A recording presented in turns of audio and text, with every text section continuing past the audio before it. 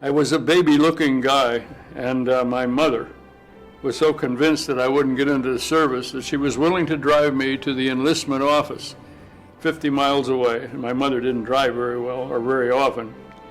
And she was convinced that I would be going back with her, so she just sat there and waited, and all of a sudden, after me taking a couple of examinations, they took me right into the service, which left my mother out in the car waiting for me to come out. And it was a terrible time for her because, as I say, 50 miles, and she was not a very good driver. And she expected me to be in the car with her. And it was a bad situation for her, but for me, I was now in the service. And so I was shipped off to one of the big camps in Pennsylvania, and then from there to Mississippi, which was the start of my real Army life. Yeah, basic training. Well, what you did at that time, if you enlisted, I don't know what you did if you got drafted, but if you enlisted, the first thing they did was give you a battery of tests to see if you were able to handle office jobs or take a shovel or whatever it is. And the interesting thing was that I passed quite a few of these little examinations. And so I had a choice, and I picked, my father had been interested in photography in the basement of our house, so obviously I knew a little bit about photography. And so I accepted the photographic, they used to call them aerial photographers, in Denver, Colorado, Laurie Air Force Base. I went to school in Laurie, learned to be a photographer of all kinds because they knew that if you were an aerial photographer, you'd also be taking pictures of the colonel and his wife and so on. So they gave us a full bath of that kind of education. And when that course was over, I decided I didn't like it, and I arranged from a family friend to go to the what we used to call it at that time, it was the Army Air Corps. And I got a chance to go and become a flight student in Alabama for pre-flight, and then we went to Georgia for primary, and then we were moving on to Eglin Field in Florida. And I often quote this because I think it shows exactly what the situation was on my part. As I tell you, I was a baby-looking guy, and they weren't sure they wanted me to be any kind of a captain of anything. So the Czech pilot said to me, you know, I think you'll make it all the way through, but you're never going to be a good, strong pilot. He said, I think you should decide not to do that, but to get your commission through something that's very new, and we'll talk to the colonel about it. So I went into the colonel's office. He said, well, first you go to Tyndall Field, Florida, to the photographic section. While you're there, we'll make arrangements for you to go to Columbia University to take engineering for 9 months. And he said it's a program that will give you a commission at the end of the 9 months. So, of course, that was fine. So that happened. I went on to Columbia for about 8.5 months, and they decided that they didn't need so many smart engineers, that they could cancel the program and also the availability of a commission. So there I was back again to being a private. So that was that. Well, the thing that really did it, though, it saved my whole life, I suppose. My father, unfortunately, died, and I was sent back to Pennsylvania. And while I was there with my father's funeral, the 69th Division, I had become a part of it. The they said, well, that division has now gone to Europe. But they said, since you've been an engineer for 8 months, you're going to be perfect for combat engineering. Of course, there's no relationship, but that's what they did. So they put me in combat engineering, and that's where I was during the war. We were sent to Europe, and combat engineering are the people who build the bridges, and so the tanks can cross, and who go ahead to make sure that there's nobody in the town ahead. It's an interesting thing, anyway, that was our life.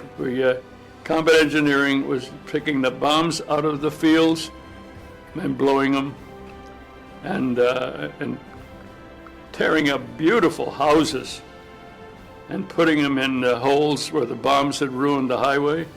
I'll give you an example. It's kind of a funny story, I suppose, but we built a bridge for the tanks to cross, and while we're building the bridge, the Germans are shooting at us from, of course, the other side of the river. And we sent out a couple flights of soldiers to wipe that group out, and they were quite successful. So we went across. They were still shooting at us, but an interesting thing happened. This castle across the river had a tower, and in the tower was a young German shooting at everybody from up there. And you'd see the dust, and you'd see the ground pop up and so on. You weren't quite sure where he was shooting from. So anyway, they finally decided he was up in that tower, and the end of that guy was when somebody took a grenade and threw it up into the tower, and that took care of him. But the interesting thing was, a young girl came over and grabbed my arm before that, and took me to another spot. And she said, out here you'll be safe. And I thought, isn't that nice? Turns out, I wondered why she kept standing away from me. I wondered, if you like me, why are you moving so far away? It turns out that her friend was going to shoot me from the tower, but he got so busy trying to save his own life that it never came about. So finally I realized that I was a turkey to be shot, and I went back and got into the roost. No, we used to shoot enough bullets. There were lots of times we were sent out to clean up a group of German people in the woods or something, and funny things do happen. But one time, a friend of mine and I were together. We were there all together, and they kept shooting at my friend, and they would shoot here, and then he would go down. They would shoot here, they go down, they shoot here, and the thing was, they finally were shot by us. So we ended that, but that was the kind of thing you put up with quite frequently. Now the other thing where the real danger was for a combat engineer was out in the fields where the bombs were, because the Germans put a little box mine, a little teeny wooden box called a box mine, called a foot mine, and it was something you'd step on because you couldn't see it, while you were trying to get the big bombs that were going to blow the tracks off a tank in these little wooden boxes, and we lost a lot of men. Well, they would lose their one leg, because the leg would hit that little wooden box, it would blow, and that would end it for them. That was a bad thing, but that was pretty typical of combat engineering. You were always where the sparks were flying, or the artillery shells from Germany were hitting. The 88s loved to be like maybe 5 miles away and shoot at people working in the fields or to get rid of bombs or something. It seemed like we got more artillery shells at us than bullets. I was lucky, though. We were put in charge of the Versailles Palace. And it was an interesting thing, because after the war, everything had been put away so that it wouldn't be damaged. And we used the Versailles Palace building as kind of a campground. We went in there and we'd sleep in there and we'd live it up in the Hall of Mirrors, and there were no mirrors, and it was an interesting time, but we were in charge. I got on the aircraft carrier, the Enterprise, which had been over in the Far East, and it was taking me home, finally. And we hit a storm so bad, it rolled up the front of the flight deck and knocked the airplanes that we had sitting up on there off into the ocean. And then we went back to Liverpool, England, and I had to wait for another way of going home. So I didn't just get to go home. I had to hang around while they found some way for me to go home. And obviously, I finally did get home. I went to Fort Dix in New Jersey, and they went through my records, gave me my discharge, and enough money to go home to Pennsylvania, and that pretty much ended my career.